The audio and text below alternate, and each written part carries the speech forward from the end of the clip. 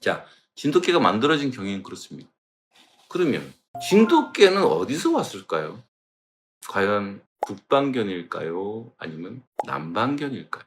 거기에 대해서는 여러분들이 고민을 해 보셔야 됩니다. 뭐 북방견, 남방견이 어딨어. 우리나라는 다 뭐 남방하고 북방하고 만났으니까. 이런 말들을 많이 합니다. 그래서 오늘은 진돗개의 정의에서 우리는 또 하나 진돗개는 북방견이라는 항목을 가지고 얘기를 하겠습니다. 자, 우리가 왜 북방견이냐? 개는 사람을 따라오죠. 여러분들 고구려 백제 신라를 아시죠? 그전에 고조선은 모른다고 칩시다. 고구려 백제 신라는 아십니다. 다들 아시죠? 고구려, 주몽, 백제, 비류왕. 주몽과 비류왕은 형제죠. 고구려 백제 같은 나라죠. 먼저 고구려 백제에 대해서 얘기를 하겠습니다. 우리가 훈족이라고 할 겁니다. 대몽고 제국도 훈족이고 저 초원 실크로드를 전체 지배하고 있는 수많은 집합체가 훈족입니다. 어마어마한 대제국이라고 할 수 있는 그 흉조 전체의 황제를 뭐라고 일컫는 줄 아십니까? 선우라고 합니다. 선우. 삼국지 아시죠? 삼국지에 오나라 송건이 고구려에 국서를 전달합니다. 연나라를 치고 내가 조조의 위를 칠 테니 두 나라를 정벌해서 반반 나눠갖자고 국서를 고구려에 보냅니다. 그 국서에 고구려를 뭐라고 불렀습니까? 고구려 왕을 선우라고 불렀습니다. 다시 말하면 전체 흉노족의 황제 국가가 바로 고구려였다라는 얘기입니다. 여러분들은 그런 생각 안 들어요? 왜 수나라하고 당나라가 미친 듯이 고구려를 정벌하려고 들었을까요? 수나라의 양제나 당나라의 당태종은 다 누구라? 선비족입니다. 흉노의 한 갈래죠. 자기가 천하를 통일했다고 생각을 하는데 정작 흉노 전체의 황제국은 고구려는 멀쩡합니다. 그래서 미친 듯이 고구려를 정벌하려고 했던 겁니다. 제발 한 번만 나한테 와서 입국만 하면 넘어가려고 하는데 입국을 안 하니까 황제가 두릴 수는 없잖아요. 여러분들이 그거를 아셔야 돼요. 수양제가 나라가 멸망하면서까지 고구려를 쳤던 이유, 당태종이 당나라를 설립하자마자 고구려를 그렇게 정벌하려 했던 이유는 바로 황제가 두려웠기 때문이고, 당나라가 고구려를 정벌할 당시에 제일 먼저 한 일이 뭔 줄 아십니까?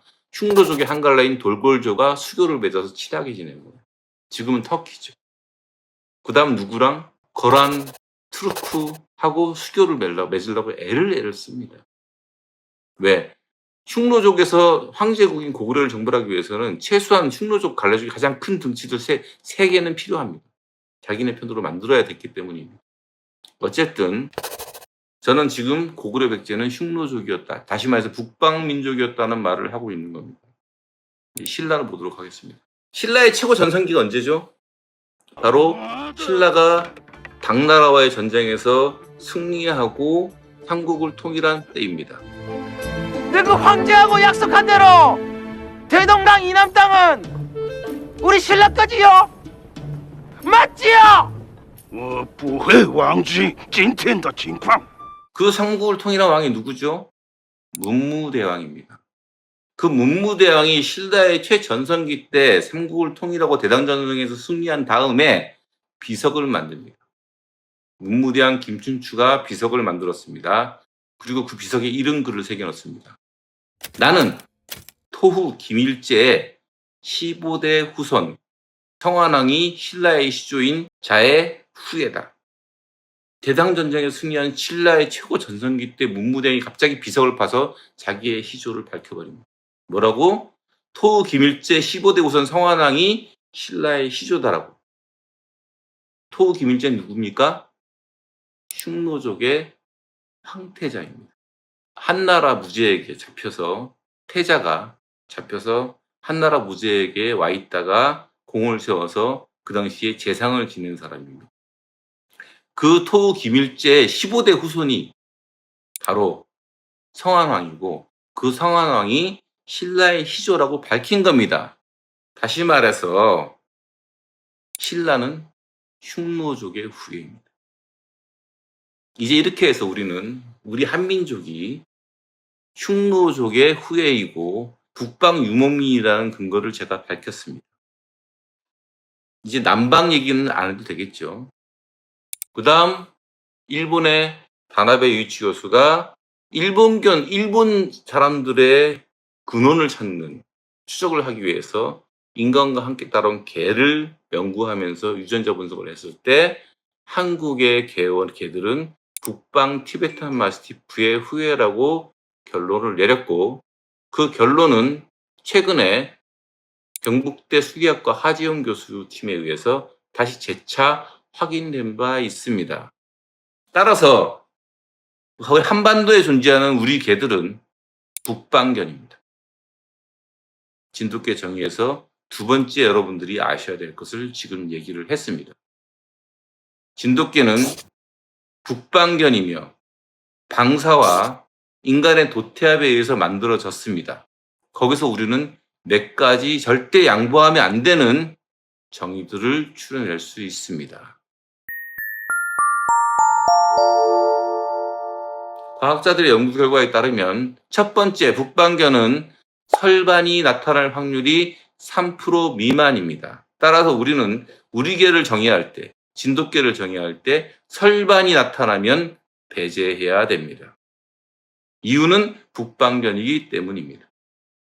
두 번째, 진돗개를 정의할 때, 북방견을 정의할 때 학자들의 견해에 따르면 북방견에서만 나오는 것이 바로 며느리 발톱, 날치의 존재입니다.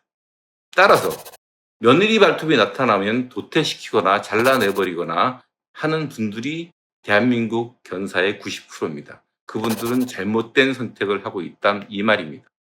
며느리 발톱이 없다고 북방견이 아니랄 수는 없지만 며느리 발톱은 설반과 마찬가지로 북방견의 특징이기 때문에 오히려 존중되고 널리 보급되어야 하는 북방견의 특징입니다.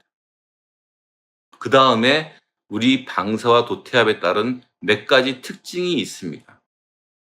거기서 한국적인 것을 골라내 보도록 합시다. 1997년 논문에 따르면 전 세계 수많은 사람들과 한국 사람들은 개가 하는 어떤 행동에 대한 바라는 바가 다르다라는 결과, 사회적 차이가 다르다라는 결과가 있었습니다. 서양 사람들은 어떤 경우에도 개가 사람을 무는 걸 용납하지 않습니다. 안락사의 대상이고 도태 대상이며 번식 금지입니다. 근데 유독 한국 사람들은 이런 설문을 했을 때 당신의 집에 도둑이 침입했는데 개가 공격해서 물었다. 그 경우 당신은 개를 어떻게 할 것인가? 이런 질문에 대해서 놀랍게도 한국인의 87%가 잘했다고 대답합니다. 서양인들이 기절할 내용입니다. 다시 말해서 한국 사람들은 나의 집을 침입한 도둑이나 주인을 위협하는 존재를 물었을 때 그것을 물은 개를 바람직하다고 본다라는 뜻입니다. 따라서 우리 진돗개, 우리 개는 그런 특징을 가지지 않았다면 아마도 도태됐을 겁니다. 이런 식으로 한국적인 것을 갖고 있는 부분들이 바로 진돗개의 정의에 해당됩니다.